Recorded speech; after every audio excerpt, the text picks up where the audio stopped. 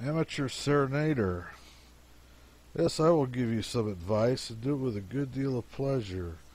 I live in a neighborhood which is well stocked with young ladies, and consequently I am excruciatingly sensitive upon the subject of serenading. Sometimes I suffer. In the first place, always tune your instruments before you get within 300 yards of your destination. This will enable you to take your adored unawares and create a pleasant surprise by launching out at once upon your music. It astonishes the dogs and cats out of their presence of mind, too, so that if you hurry, you can get through before they have a chance to recover and interrupt you. Besides, there is nothing captivating in the sounds produced in tuning a lot of melancholy guitars and fiddles, and neither does a group of able-bodied, sentimental young men so engaged look at all dignified. Secondly, clear your throats and do all your coughing you got to do before you arrive at the seat of war. I have known a young lady to be ruthlessly startled out of her slumber by such a sudden and direful blowing of noses and coughing that she imagined the house was beleaguered by victims of consumption from the neighboring hospital. Do you suppose the music was able to make her happy after that? Thirdly, don't stand right under the porch and howl, but get out in the middle of the street, or better still, on the other side of it.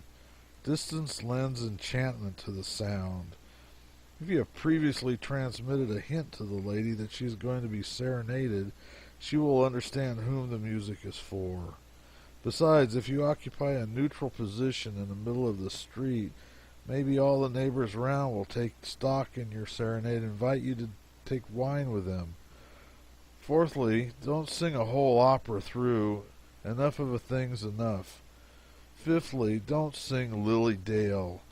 The profound satisfaction that most of us derive from reflection that the girl treated of in that song is dead is constantly marred by the resurrection of the lugubrious ditty itself by your kind of people. Sixthly, don't let your serenading tenor soar an octave above all the balance of the chorus and remain there setting everybody's teeth on edge for 4 blocks around. And above all, don't let him sing a solo. Probably there is nothing in the world so suggestive of serene contentment and perfect bliss as the spectacle of a calf chewing a dish rag. But the nearest approach to it is your reedy tenor standing apart in the sickly attitude with his head thrown back, eyes uplifted to the moon, piping his distressing solo. Now do not pass lightly over this matter, friend, but ponder it with that seriousness which its importance entitles it to. Seventhly, after you've run all the chickens and dogs and cats in the vicinity distracted and roused them into a frenzy of crowing and cackling and yowling and caterwauling, put up your dreadful instruments and go home.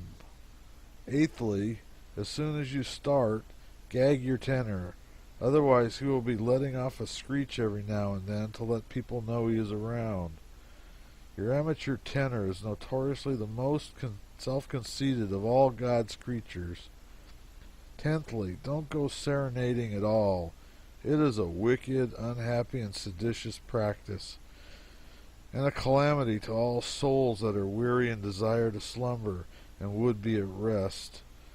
11thly and lastly, the father of the young lady in the next block says if you come prowling around his neighborhood again with your infamous scraping and tooting and yelling, he will sally forth and deliver you into the hands of the police.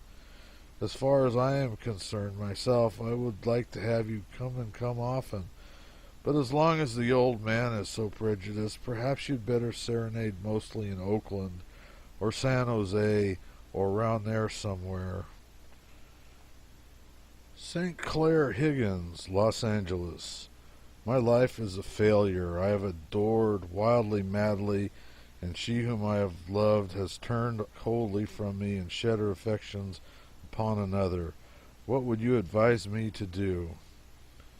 You should shed your affections on another also, or on several, if there are enough to go around, Also, do everything you can to make your former flame unhappy. There is an absurd idea disseminated in novels that the happier a girl is with another man, the happier it makes the old lover she has blighted. Don't allow yourself to believe any such nonsense as that. The more cause that girl finds to regret that she did not marry you, the more comfortable you will feel over it. It isn't poetical, but it is mighty sound doctrine. Arithmeticus, Virginia, Nevada. If it would take a cannonball 3.5 seconds to travel 4 miles, and 3 3/8 seconds to travel the next 4, and 3 5/8 seconds to travel the next 4, and if its rate of progress continued to diminish in the same ratio, how long would it take to go 1,500 millions of miles? I don't know. Ambitious Learner, Oakland. Yes, you are right. America was not discovered by Alexander Selkirk. Discarded Lover. I loved and still love the beautiful Edwitha Howard and intend to marry her. Yet during my temporary absence at Benicia last week, alas, she married Jones. Is my happiness to be thus blasted for life? Have I no redress? Of course you have. All the law, written and unwritten, is on your side. The intention and not the act constitutes the crime.